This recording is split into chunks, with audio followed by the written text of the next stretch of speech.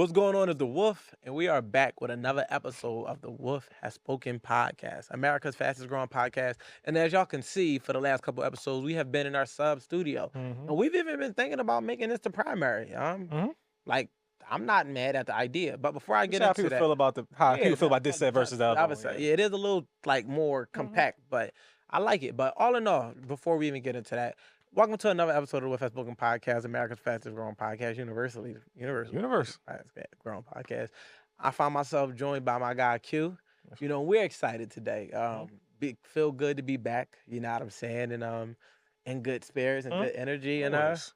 these last couple conversations have been a lot to build on. So Yeah. I know we did kind of talk a lot about the women cheat first, cheat last thing. I know we covered it with our guest the last episode, but do you feel like we unpacked it, or did you want to go more in depth? Because I know you specifically tabled that for like a run. I just thought it was cool just to give our viewers a little teaser from an episode to an episode. So But I thought, I thought that was good. That was good enough. And I liked how our guest, she was gave her- caught off guard by, Yeah, and then, gave You're her. like, I actually agree. All right. It's always good to hear that, right? For sure. Always. Foreign Rare. language. Rare times. Foreign language. But ultimately, all right. Well, let's just pivot away from that, and let's just talk about like what's next. I guess like you know what I mean. Like what's next for you, and like let's get an audience an update on ourselves. All right, cool. Yeah, I was telling Ricky, who we talking when you be away and shit like that. I know I've been trying to replace y'all. Yeah.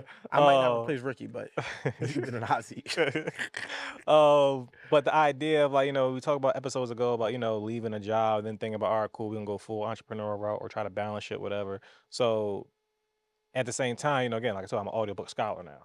So, but How many you at now? 37 before. Do we get now farther? that's 57 now. 57. 57. You don't know, 20 in 1 week. Boys, go. Yeah, you got no life.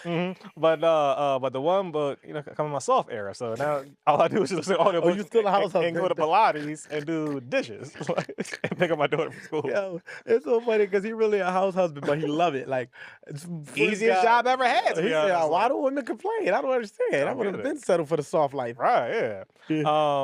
But the idea, I listened to a book called Originals. I suggest everybody check it out. Definitely a dope book, whatever.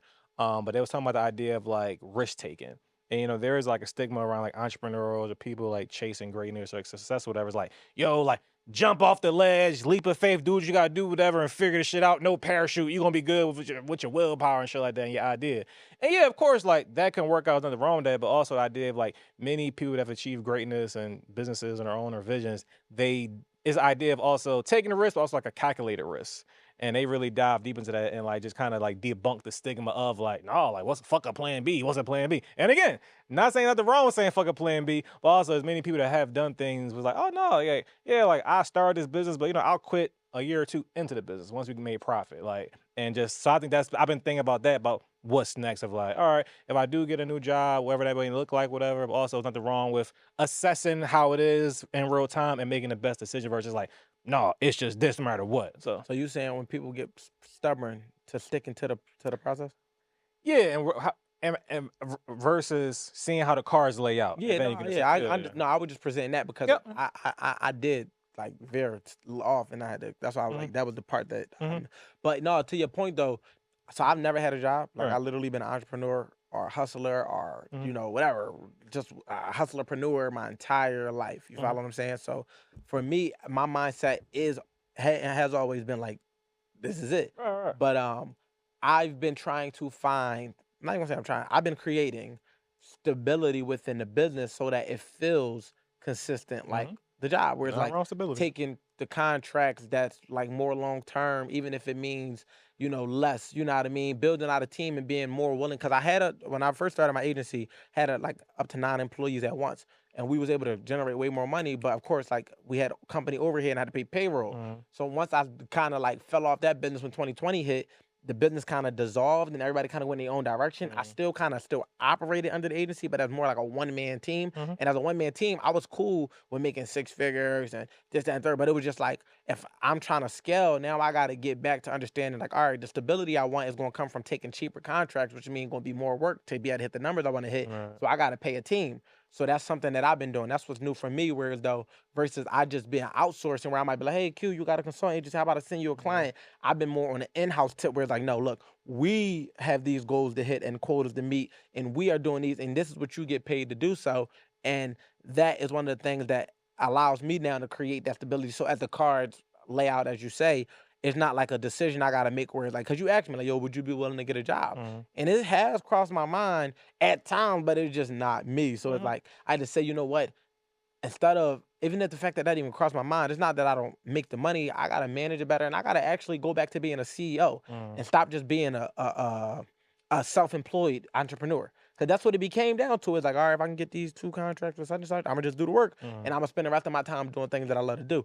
Now I'm like, nah, I'm ready to take 100 clients. But I know that in order to be able to do so, I need a team of people so we can delegate some of these tasks. But at the same time, to be able to get that type of volume, I might have to say, you know what, instead of charging $5,500 a month, let's come up with a X amount package that's tailored from, you know what I mean? That's going to be a 12-month contract, and they pay $1,500 a month, and we handle social media management, content creation, and strategies. Versus me saying we're gonna do the whole 9, but y'all pay me $6,000. But it's like it's only about so much I can do. So that's how I'll say that I've been able to avoid the whole decision of if a job come up, I ain't about to be stubborn. It's like, nah, like I'm not gonna be stubborn to how I do things in my business, but I'm definitely gonna just run the business. Yeah, and to piggyback off on what we was talking about the conversation about would you ever take a job, another thing I want to tell people is like the idea of like, because part of what I was going to tell you is like, since you never had a job, you've been a hustler or entrepreneur your whole life, whatever. So not saying you, but some people be like, well, what the fuck I'm gonna do? Like, I'm trying to make a certain amount of money with this job. I don't really got no job history per se. Like, I don't got no credit history or whatever. And I always tell people like, first of all, the good thing about job history versus credit history, you could just make up some job history. And like, or even let's say you got job history, but you got, let's be honest, bum ass job history, but you trying to not make bum ass money no more. I tell people all the time, make up some shit. And the thing you got to do when you make up some shit, you still got to have some type of foundational knowledge, information to get the presentation off. But yeah, so that's also about being a student to your craft or to your pursuit or to your path, whatever you're trying to do, whatever. Because yeah, like let's say you trying to be a fucking astronaut. Yeah, astronaut, but you only got the experience of a fucking person that cleaned the ships. Start saying you did this, whatever, and next thing you know, I was a custodial environmental manager. Manager. Whatever you got on your resume, say manager, supervisor, coordinator, specialist. Like to your point though, you want to know what's funny? Because I do have a LinkedIn profile, right? You tried to add me, I never added you. You're in my request box, but we'll talk about that later.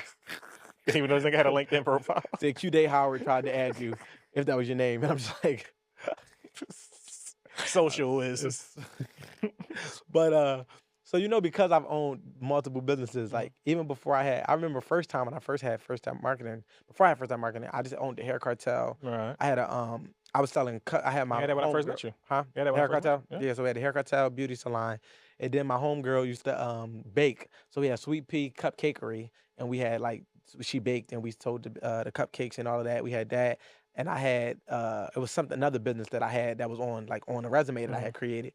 And the amount of the position that they was like, even now, fast forward to all the business I've had since then. Like when I apply for the CEO of companies. I don't give a fuck if it was a Fortune 500 company. I applied only. So Apple. I just did that. Literally, bro. I literally had a LinkedIn account. That's why, or not LinkedIn, Indeed. Gotcha. Indeed. I just had an Indeed account. I made it like a month ago because I was really considering. I told you I considered it. I made my resume or whatever the case may be. And I put it out there, and I apply for all CEO positions of every corporation. So it's like that's kind of crazy, but I respect it. But I'm gonna tell y'all, it's crazy to y'all, but I've only ever been a CEO. Right. So it's like even if y'all feel like, but not of them, but it's like nah, like I've built companies to make millions of dollars. For sure. So it's like, what makes look at it like this? I got real life CEO experience. For sure. The peer person as a CEO, yeah, he got the corporate ladder CEO experience or whatever the case may be. But at the same time, I did this without y'all. So with y'all infrastructure. This would be way easier than me having to make millions from nothing. No. You follow what I'm saying? I'm not saying nothing. I'm saying is like, don't make sense. Yeah. It's still crazy though. Like you do what? But I tell you, because also you can get the. I really apply for CEO. Like I'll show you. Like I really apply for all CEO positions. But also like, so is ever any thought to apply to a position? It may not be a CEO position, but could be money manager. Also be great to you. Director or manager? Oh yeah, for sure. Like, I was just curious. Like you say CEO or nothing? Or no, not CEO or nothing. But it was like when I typed in my desired salary, that was the only positions that was popping up. Fair. When you type in $250,000 and $150,000, it starts at like, oh, we need you to be the head of this or the, you know what I mean, the director or shit like that. But it was just so funny. I was laughing at myself because I'm cracking the fuck up because I'm like, yo, I'm really sitting here applying for the CEO of said corporation. But when I look at the requirements, you can make it work though. I have the requirements. Like when they say we need somebody that's efficient in this, proficient in this, could do this, have this amount of experience, I'm like, yeah, you could definitely be the chief regional directing of marketing at any company. Any company, like, cause it's like at the end of the day, I really ran companies, and it's like not even just running companies. It's like y'all gonna give me the infrastructure, and all I gotta do is come in and manage it. Like, what are we talking about? Sign me up. But then I get to the whole why make them more millions when I could just do that myself. And that's the struggle that I felt like as an entrepreneur. That's like not on the fence about it. It's like that be my mindset. It'd be like, why would I sell my time to you? Put more energy. When I could just put it all here. But the downturn to that, which is like could be you gotta be patient because business is business. Like how life businesses are going to business. And sometimes when business is business, and you got to have other tools in place. Like you might not have enough business coming in to have a savings account. You might not have enough business to have multiple investment accounts. Like you might only have enough business to handle your responsibilities. But running a business at the small stages, you don't have enough money to be financially free, but you do have enough money to have freedom. So it's like the freedom to come and go as you please, determine how much money you want to make, determine how much energy you want to put into the business. And I think as an entrepreneur, especially if you're in the beginning stages of your life, understand that dynamic. Like when you first get out of a job, you still have to work your business like a job. You just have the freedom to not have nobody overseeing you. So one of the things that I always preach in my sessions is understanding your survival number. Like, do you know what your survival number is? How much money I need? How much money you need to survive. Absolutely. So knowing a survival number gives your business its initial goal. Absolutely. Because say if your survival number is $3,500 a month, only thing I would tell you to do is take out your calculator, which I'm gonna do right here, even though I probably could do the math off my hand, do 3,500 divided by the 30 days, that's on average in a month. That's $116 a day. If you can't make $116 a day to maintain your entrepreneurship status, you probably should have a job because it's any type, and you don't have to make $116 every single day. Let's times it by 7. It could range out. Just make $816 a week, regardless. Times that, you know what I mean, to get the numbers look a little different because of the extra 2 days. But whatever.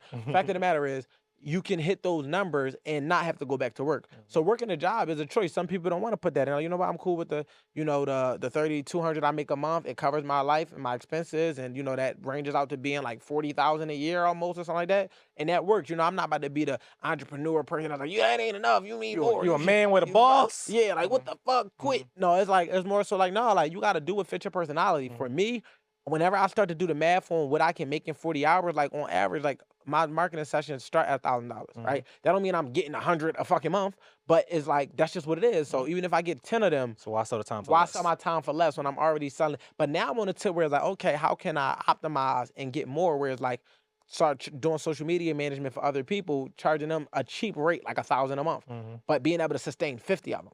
1,000 a month. If you say, I'm gonna run and grow your pages, you just seen what I did with the network page. We have thousands in a matter of no time. You see my work, you like, nah, like if that dude said he could do it, I just seen it. Like he can do it. We giving him that rack a month. Like I get 50 people to agree. That's how you can make 50,000 a month. So I give y'all that tip and that tool because sometimes it make more sense to take and attack companies. Don't just attack other entrepreneurs, because what I learned is my price might be a little too pricey for an average entrepreneur. Like it might not be in a budget, but if I go at 50 home care agencies, 50 hair salons, 50 restaurants, and I'm like, yo, we'll do all your content. Like that's why I'm trying to get Ricky on payroll. We'll talk though, so I can be able to. And I'm serious. I'm not joking when I say that. So I could be able to say, all right, I got somebody that'll come out and shoot. Now, yeah, it might be lower than Ricky's normal rate, but if we get the volume, he's gonna make way more. Quit the job, no more work conferences. You work with us. This is our full-time thing. Same thing I intend to do with your agency as well, where it's like, I know y'all, you want to be an independent conglomerate. Like, you want to do your own thing. You don't want me to be your boss. But if I can afford to contract you and we're close enough to be like, all right, I trust Q to be able to do X, Y, and Z because we have worked together and I know what you're capable of. All right, cool. I know you got some business with us. Like, so that's the goal in which I'm doing right now as I build my agency out. I'm just trying to generate the contracts. So as I generate them, then I come, like I already be negotiating Ricky into my contract. He don't know, but I do. Like I promote it as if Ricky, I tell people like, yeah, no, like, even when I sent him to do a job for one of my clients before, and I'm like, if you need Ricky again, like we around, like, you feel what I'm saying? But I say all that to say, like, that's a way that y'all can build your friends' businesses through your own business. Because a lot of people are like, I don't got a team. How I'm going to grow my business? What I'm going to do is like find ways to create a win-win and make it make sense, where though everybody take a little less, but we do a lot more as far as in the revenue, to where though you don't even notice it. It's like And also, I'll say as well, one thing I can say I've learned from you is first thing ever. He never admit the things that he's learned from me. Smut is crazy. Smut is crazy. You do it off camera. You never do it on camera. Nigga just come in and say some shit. I say, yeah, because men cheat first, women cheat last. Nigga, where did you hear that? On a fucking fortune cookie. Like, heard that on the Fox has spoken. But good. What you learn? Cut the cameras, Ricky. See, I done lost it now. You didn't lose it. No, I'm dead ass. Wait, hold on. We was talking about the business and growing the business. Oh yes, one thing I have learned from is the idea of also when you say like how people can do certain things or grow your business through other people's business. Yeah. The idea of how you can manage your business, or your pursuit, or your path, or your whatever is like how to subtly incorporate your business into certain conversation or whatever. Like, because you definitely not like us. Yo, do this or you like no, yo, like you can quickly assess a conversation how it can just be an organic way to pitch something, whatever. And I feel that's a good skill set to have because one, I feel me personally, what I'm going to start doing for myself is like, one, you have to also put yourself in certain positions and spaces and environments where these type of conversations come more naturally. Naturally, for sure. You're like, yeah, I got this business. Yeah, versus going to a kickback, like, yo, anybody trying to buy this shit off me? It's like, sir, we just here to play Uno and drink. Like, what the fuck is you doing here? Like, is it Coke? But, you know, now again, if you can do it in a subtle way organically, those spaces, maybe so, whatever. Yeah. But you have a way more higher chance of being in certain environments where people are looking for that type of information and type of services. And, yo, by the way, well, you know, I do this. It may be aligned with what you're doing, not just they don't give a fuck about that. They're not aligned with it at all, whatever. So it's a skill too. And I'm gonna give you the gem behind it, right? And this is a coin phrase that I use in my company when I'm training my employees or whatever the case, maybe all my team members. When I'm training my team members, I say we don't sell, we tell. So like I'm not here to sell you anything. I'm just here to tell you about it. I'm here to inform you. It's like, what do you naturally do when you see a good movie? You tell people. What do you naturally do when you discover a good restaurant? You tell people. What do you naturally do when you got a lot on your mind? You talk to somebody about it, right? So if you can incorporate your business to be a part of that thing that you just is so passionate about that you just telling people, it's not a sell. But they feel the energy behind the passion and be like, yo, you know what? I want to work with this person. So I always tell people when we train, I'm like, we don't sell, we tell. Like, we not about to sit here and try to pitch ourselves and try to convince somebody. Literally just make them understand, look, I don't know what you might got going on, but in the event that you need X, Y, and Z, this is a place to come to get it. And like you said, I do it more organically. And I always make sure that I'm leading in a way that makes people understand that this ain't for me. Because I'm big on you not doing me a favor. A lot of times when people think that they doing you a favor by spending money, or I've been supporting your business. No, you haven't. You've been paying for a service. And I've been giving you what you paid for. You supporting my business might be like, all right, you can't buy nothing, but you just putting it out there for me. I appreciate the support. Are you just showing me love? Yo, I like what you're doing. But if you pay me and I give you and render a service, you support it essentially, but not in a way you're trying to leverage the conversation. As if like the business was gonna, it was gonna fall apart without just, no, it's like, no. So I always try to make people understand like what I'm doing is a benefit to you. Like if I say, yo, Q, like I know you got this consulting agency and I know you're in the fresh stages, you might not have no clients. Like, let me get 30% off everybody I send you. You have no reason to tell me no, because at the end of the day, you don't have the people and I do. So it's like, you actually probably consider, like, you know what, we should actually talk about that. That's how I incorporate it, because I'm already thinking about how can I help you win. I know what I'm getting from it. I want my 30, but at the same time, because I'm not getting out of bed for less than 30%, but I really want 50, but I'm not going to talk about that because it's my homie. But I'm just letting you know, I'm still a businessman. But all in all, though, in a nutshell, I just say all that to say is like, that is ways for motherfuckers, like, I'm using my strength and being able to like, gather people and using your strength and be able to deliver. That's ultimately what you want. You never signed up to be a salesman. You signed up to be a consulting agency. So it's like you partner with people that this is all they do. Like you got to understand, there's somebody out here that's all they do. And that's what you need. That's all they do. Like they is an expert in that. It's like it's nothing other than what that is. It's like this motherfucker do this all day. They send they send emails all day. They cold call all day. Why am I about to pick up that skill? How much you want? You want to do an affiliate link? You want to do a partnership? How do you want to do this? You want a back end percentage, or you want some upfront capital? Like, but as long as you can show me that this is what you do, let's get it cracking. And I will say to trying to slightly pivot that point is one thing I started doing when I was thinking about the job market as a professional. In that, every conversation you had with an employer, a hiring manager, or whatever, they need you. 100%. You should be entering that space, that conversation, that negotiating. Nah, I'm an employer, so. They need you. So, don't, like, again, I've been in that room where like, hey, we're going to offer you this. All right, cool, say less. Then now, actually, no, how about this? It's never wrong to have a counter offer. I feel like people have those intentions where like, you need that job, you need that money. Of course, you can have that, develop a poker face though. So it's like you need that, but if a job will always use you and fucking squeeze you, whatever. So if you can have some type of pushback on it, so you can at least get as much as you can out of the situation, that's also just as important as just getting the job. And to your point though, to add context, they need you just as much. I feel like just understanding your bottom line and not going below that. I feel like I've done it in contract negotiations. I'll get a little nervous. I might be like, yeah, we want 60,000, and they might make a face or something. I'm like, let me go down to 40. I'm gonna just take 20. Fuck it, what you gonna give me? Like, and I know that's how people get when it comes to negotiate their worth, but you gotta know your worth so you understand like there's no going below this. Not because I'm power tripping or ego tripping, but simply because I understand what this is valued at. So I do agree that the employee side is extremely valuable, and as someone who has employed people, I've never really tried to lowball people. I always gave them what they asked for, essentially, like unless they would just. But I also understand my leverage and my, I know y'all need me, so it's like you're not about to try to like I had situations where somebody might come in on this premise and then try to leverage, like, oh, now I want more. It's like, okay, well, you just showed me the going rate. So I'm gonna go ahead and find somebody that's gonna take it. You understand what I'm saying? No, it's like, all right, say if I'm like, all right, I got 2K for you, and you like, oh no, but I want 35, but you just took the 2 for the last 2 months, and now you're trying to up it. No, I'm gonna just post on my social media, hey, I'm hiring for somebody, an assistant, 500 a week. Who needs some extra money? I only need you for 20 hours. Matter of fact, 1 to 2K. Start lower. 1 to 2K. Start lower. Yeah, I might even bring it down a little bit. But it's not the low ball. It's just like you gotta understand that life is a give and take. You're gonna give time, and sometimes some people gonna take it from you. And what I mean by the give and take is just like understanding like you either buying time or you selling time. I talked about it before, and it's nothing wrong with that. But try to get the most for it, like Q said. But also just be realistic about that shit. Like don't be delusional. Like you walk into McDonald's trying to get 27 hours. Q, you making them sound like they should go in every job just negotiating. Like I know the minimum wage is what is it? I never had a job. 7 something. 775. Yeah, 725. But I think. I won't come in here for less than 10.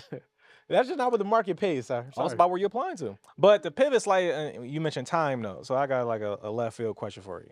So Colorado, you ever watch Black Mirror? Of course not. Yeah. Know your personnel. Yeah, so they had a good episode where it's not important, but the premise of the episode was about like if you knew if a part of the episode was like if you knew you was dating somebody and you could find out when this relationship would end. One, would you want to know and would you like if you could just like click this little fucking iPad thing, then it'll tell you when it was going to end, like the actual date and I'm sorry, not the date, but the time.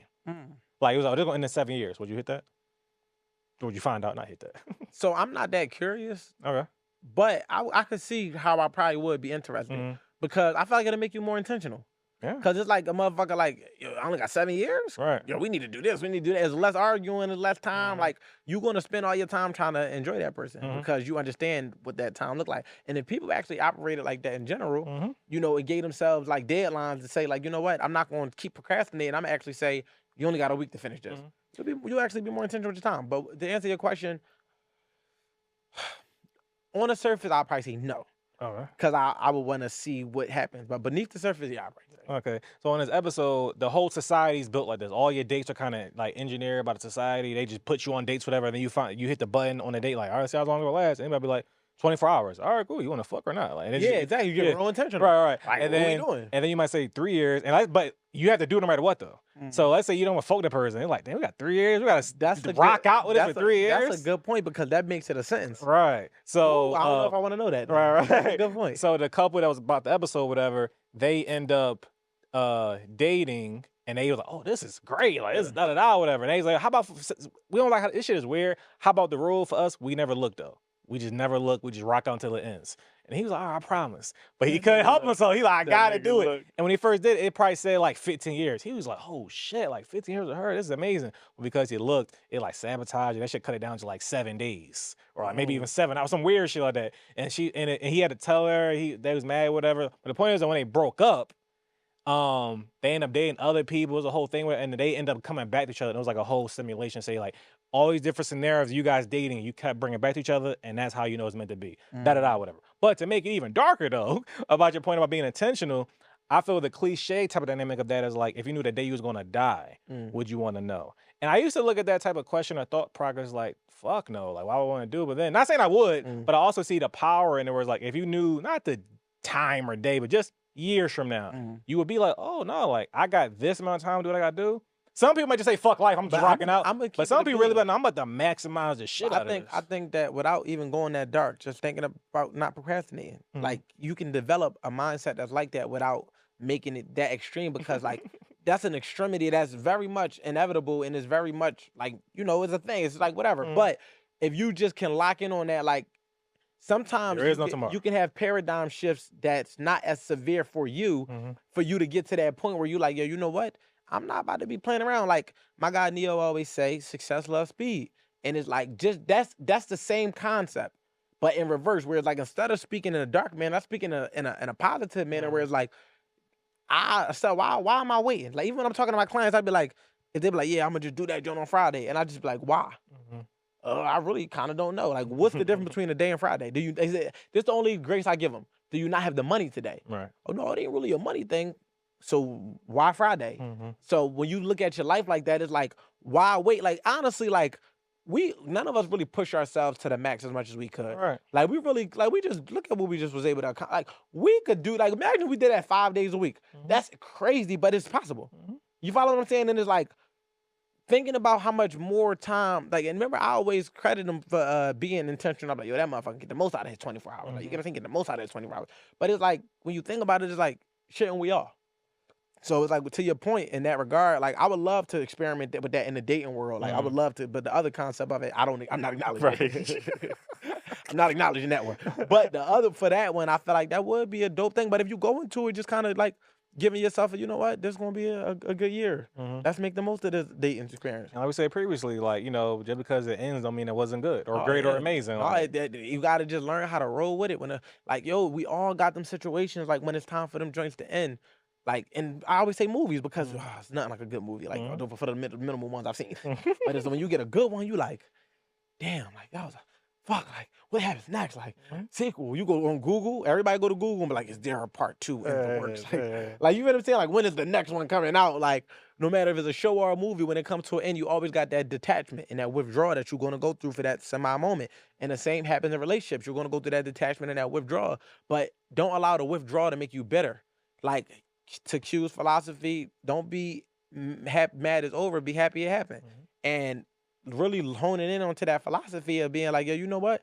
I'm even happy that I got a chance to even have it. Like, some people go their whole life and never experience love. Absolutely. Some people go their whole life and never experience joy. Some people go their whole life and never experience certain things. So the fact that you got to grasp it, even if it's just for a moment, just spend time appreciating that. And then the next time you get a hold of it, you should appreciate it more. Because what tends to happen is people get in situations and they never foresee them ending. So when they end and nobody likes change. Most people would just like to get by till they die. They just want to live and tread lightly and never do too much. And it's just like, if I could just make this and stay afloat and go here and one trip a year, one trip every 5 years, they cool with that. They don't really want to explore the unknown and all of the possibilities that come with it. You follow what I'm saying? But less risk, also less reward. Less risk, you know what I mean? But less reward. So, but they be cool with that. So when their world gets shaken up, it's like, oh shit, what the fuck? I gotta find a new prey. Oh shit, you know, I gotta find somebody to accept my flaws and all of these different things. And it's like, they dread that. So they instantly despise the person that they was dealing with for making them have to go back into the dating pool. It's like, it's your fault that I'm back in the dating pool. Disregard everything that they probably contributed to the departure, or even the fact that this just might be what's best for y'all. Right. You just mad that you gotta go back into the dating pool. So you say, no, it was a failure. Fuck this whole entire relationship. But in reality, it's like, no. Literally take a list of what you got from it and start writing down what you gained from being single again. Like, that's one thing that people don't do. When they break up, they only focus on what they lost. I focus on what I gained. Like, yo, you know what? Now that I'm single, I can actually spend more time doing this. I can focus on this. I don't have to think about that. Oh my gosh, I love it here. Right? You know what I mean? Yeah. But last thing I was gonna say to go ahead. I had one more thing, but go ahead. It's going. Motherfucker. Yeah, me personally, I've always been the type of person that saw the value in being in a relationship and being single. I've truly 100%. never saw one better than the other. That's a fact. And it's like, whatever scenario I'm in at the time, it's like, no, this is going to be the best. Yeah, the best is going to be. Like, it's make like the best of it. Yeah, like, you know, if you in a relationship, be the best. Right. Be the best version of yourself in that relationship. And if you single, be the best version of yourself single. Don't slight yourself in either or. Don't be a depressed single person. Oh, nobody want me. It's so bad out here. No, do single shit to the best of it. That don't mean go fuck off with everything that's fucking walking. It's like, no, like, at least not everything that's walking. Like, you know, like, not everything that's walking. I get it. Oh, you saying like animals and not ugly bitches. Like, oh shit. Well, he's still like that. Yeah, I'm like, because you got the silent pause. I'm like, what are you talking? But all in all, just don't go, just do any and everything. But right. make the most of it. If you go on date while being single, like meet up in other cities and fuck. Fuck her on that balcony. You know what I mean? Like go to her job, tell her to come outside, you got something for her, and dick her down in the car, but have something for her. Like not just dick her down Not in the just car. dick. Yeah, like flowers, something, like chocolate. You feel me? But make the most of it and like capitalize on that experience so that when you get into a new relationship, you are so fulfilled. So you like, all right, now I want to explore this. I want to do the most extreme shit that I never could do with a person I was dating because we were just dating. Like, you know, make the most of it. So I agree. Like, I'm always gonna make sure that I'm my best version, whatever phase I am in that I'm in my life. But going back to the whole dynamic of, you know, shit coming to the end and people not understanding that sometimes it's just time to roll the credits.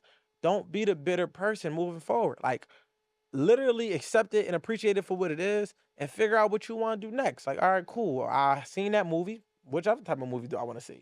And I will also say, because you can apply this also even something as simple as your job. Because the question is like, are you getting the most out of the situation? Are you maximizing the situation? Fact. If this relationship you aren't able to get the most out of, it's probably not what's best for you. Fact. If this job you're not able to get the most out of, you just kind of here, just going, you just here so the table don't get shook. Yeah. Like, no, it's cool, it's cool. That's and then they fucking fire your ass. You like, damn, now I gotta go get a new job. You should have got a new job though. Or this person break up with you. You should have. You should get a new person. Like, you know what's crazy though, because you said you use the word shaking up, right? And that was what I was about to say. Sometimes life has to shake up, like because like think about it, right? Say if a juice sat on the shelf for a very long time, eventually all of the stuff just dropped to the bottom. What do you do when you first pick the juice up? Gotta shake it. You gotta shake it for the flavors to go. Yeah, I ain't do it. That was crazy. Yeah, I ain't do it. Oh my gosh, I was dying about it. You gotta shake so sometimes your life it gets settled. And all of the good parts of you just drop to the bottom. And gotta shake it up. Like, you follow what I'm saying? God, like, oh, you getting too comfortable. You're like, oh shit, what won't he do it? You know what I mean? And that's the funny part, because everybody want to say, won't he do it when it's time to get a blessing? Right. But they don't want to say, won't he do it when it's time to get a lesson? Facts. And actually, God is the author of both of them, the blessings and the lessons. So the things that you have to go through, you don't get to choose what he send you through to become who he needs you to be.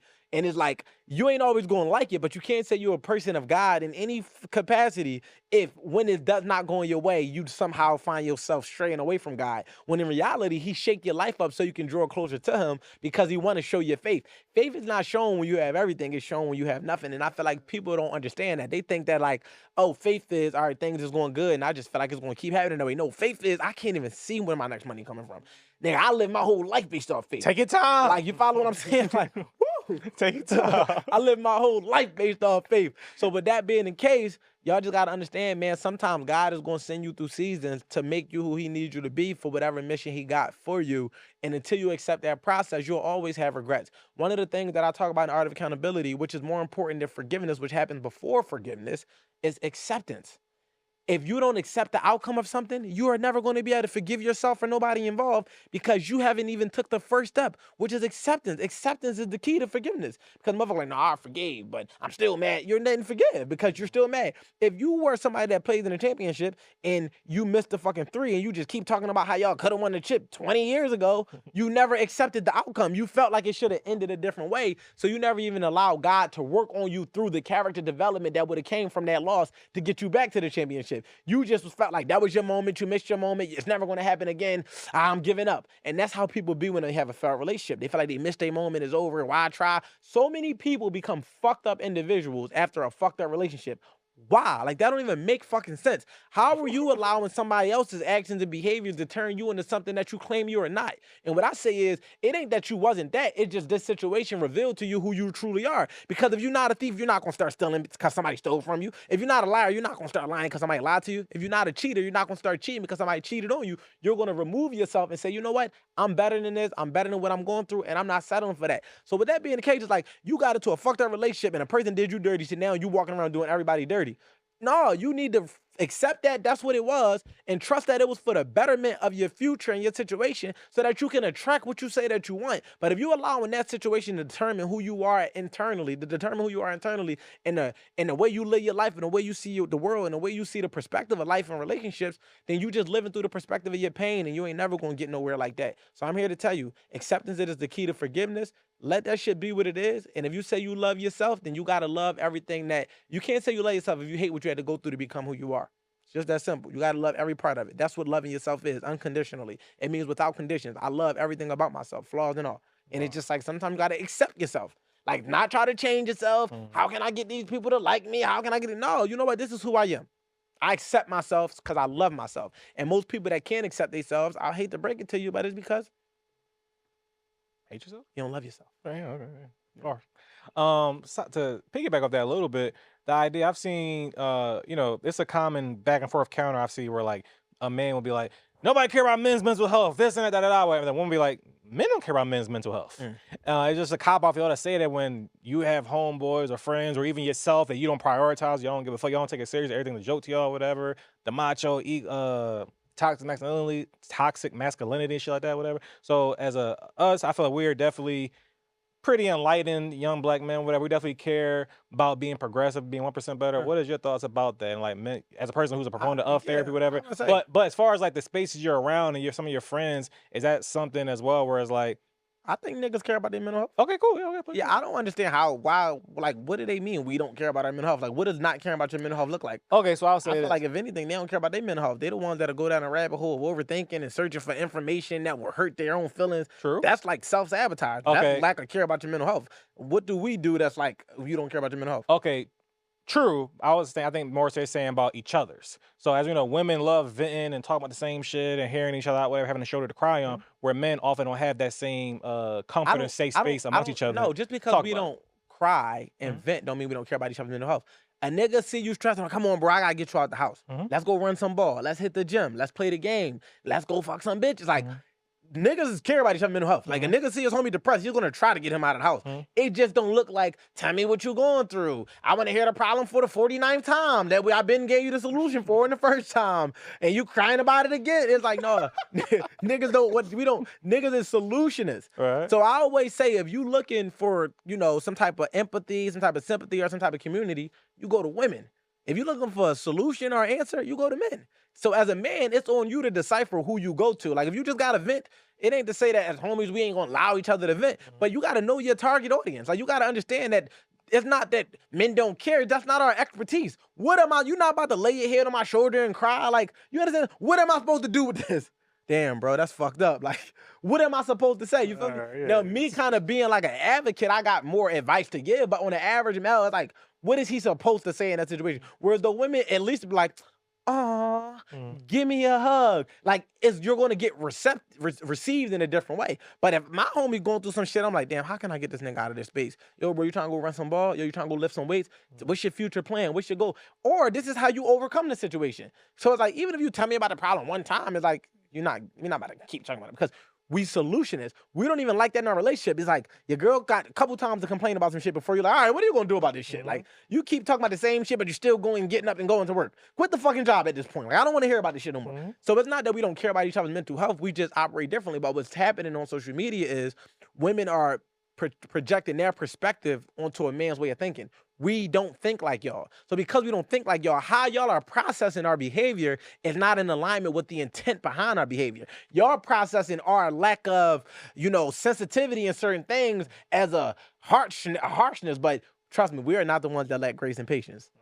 We are not the ones. Like, we are very graceful, we are very patient, but we are very firm and stern, and we have something called accountability. And after a while, we're just like, all right, I'm playing the accountability card. Nigga, what the fuck is you like? You draw for it. You feel me? Like, next subject. Like, I'm saying, reverse.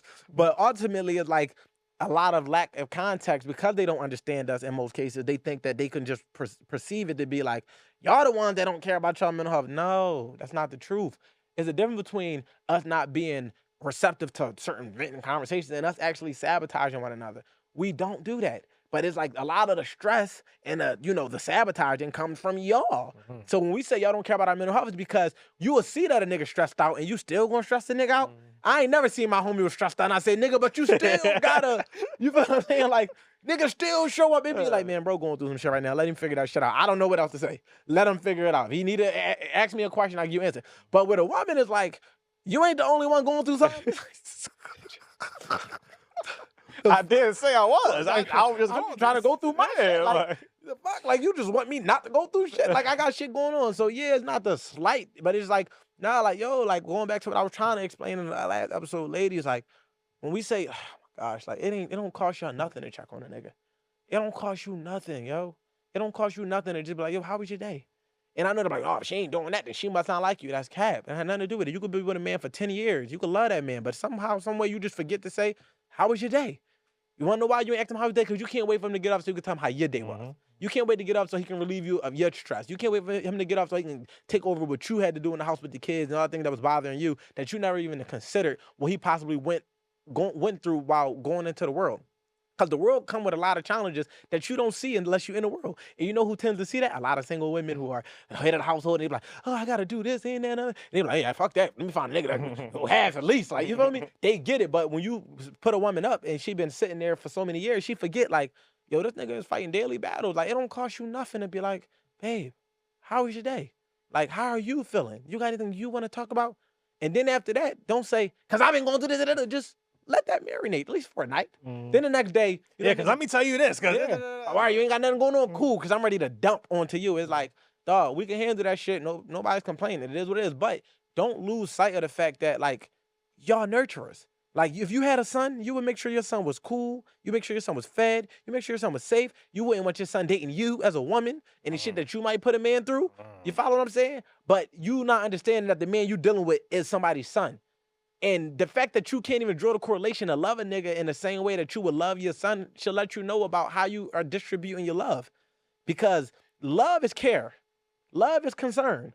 Love is intentionality. Love is consideration.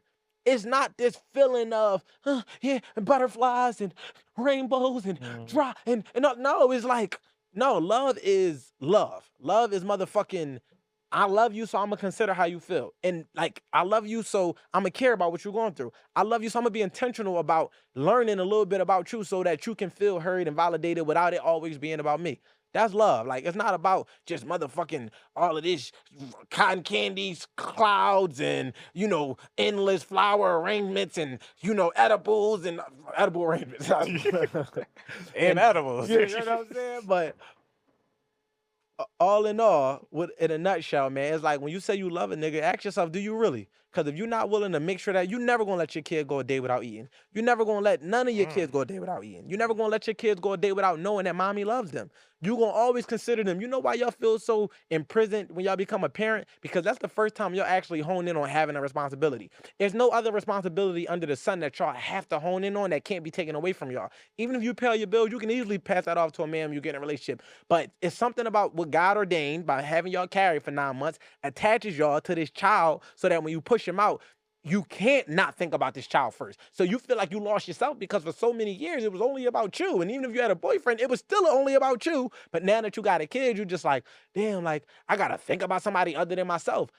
I'm saying that if you could develop that mindset while being in a relationship with your man, when you considering him, I'm guaranteeing you he'll make your life easier. And I'm not talking about the bad decisions that some have made to deal with men that just don't fuck with them. I'm talking about when you actually got a nigga that's showing you he love you and you showing it back by saying, you know what, how would I handle my kid in this situation? You know what's, in a weird way, like they're like, oh, y'all want us to love y'all like your mamas. Yes, and I'm explaining to you how. The same way y'all want us to love y'all like your daddies. Yes, I'm explaining to you how. Princesses. Yeah, we could talk about that. But beyond the princess, it's like you not understanding that my mom is the only person that has ever poured into me when I had nothing, when I was nothing. That made me feel like she's gonna love me unconditionally no matter what. I don't need you to be like my mom and take care of me the way my mom take care of me. No, I'm a man. I need to feel like you got my back like my mom got my back, because my mom is not going to never give up on me. Why? Because I'm her son. And how it goes to the girls want to be loved like how they dad is, I think it's more of the protection thing. Like, you know that when it's all said and done, the dad gonna lay down a line for his baby girl. And they want to feel like through all of their imperfections and they attitudes and they flaws, like dad's still gonna show up for them. So it's like, it's a dynamic where yes, women want to be loved by their man, how their dad loved them, not in a way, and men want to be loved by they women the way their mom would love them, but only in an unconditional sense of the factor. You follow what I'm saying? But that whole princess treatment shit is BS. Yeah. Kill that narrative. We'll pack that another episode. But yeah, we can go ahead. I think we can land the plane. Yeah, I feel like I'm comfortable with where we at.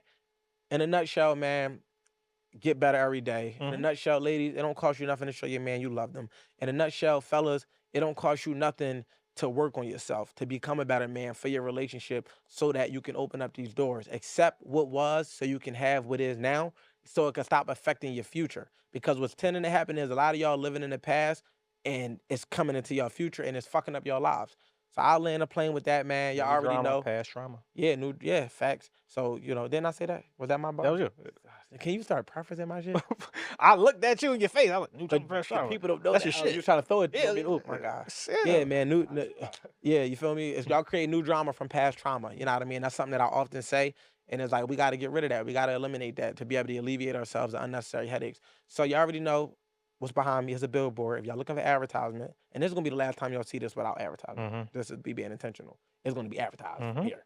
So hit us up with network WSC@gmail.com for advertising. Because also, plenty, we also want to bring the right people and the right business and the right entities to the people. So, we definitely pass up on plenty of people be like, no, like, that's not worthy of that. So, sure. I ain't so, promoting your mixtape. Not that you're not a good rapper, but you're talking about shit that we don't advertise. Right. But so if you're a rapper, you could still get the billboard, but just understand, like, we don't promote certain messages. So to Q's point, and part of the reason is because we have to weed out through people that's reaching out that just don't fit the messaging that, we deliver as far as in personal development. But all in all, man, like, get 1% better every episode, every day, every minute of the day, every chance you get. Like Q said, be the best that you could be in every situation that you find yourself in. It's golden. And yeah, man, as y'all let people know, we grow. So continue to share this information. Do not gatekeep it. And make sure y'all follow us on all platforms. Let's start with the podcast, the Wolf Has Spoken podcast, on all streaming services, Apple Podcasts, Spotify, whatever, everywhere. You know what I mean? Make sure you catch us on YouTube on the Wolf Network channel, at Wolf Network. Then it's the Wolf Has Spoken podcast on the Wolf Network channel. Make sure you get us on Instagram, the Wolf Has Spoken, wolfnetwork.WSC. You know what I mean? Where y'all can find all of our content and follow me. Wolf WSC. Wolf WSE. Wolf. Yeah, just follow me right on Q Live, QUE, right on Q Live. And see how much shit you need to know on that page. And make sure y'all go follow Ricky B. Philly for any of y'all production needs. And not just podcasting, but he also is a photographer and a videographer, and he helps create content. So if you need that and that's something that you've been looking for, he's your guy. Y'all see what he's capable of. The proof of concept is right here. Y'all see what we've been building as a team. And yeah, man, we're gonna continue to grow. We all a family. Y'all are a part of us being America's fastest growing podcast. And let's continue to increase the numbers. Until next time, man, let's get it, man. The Wolf Has Spoken, man. We out.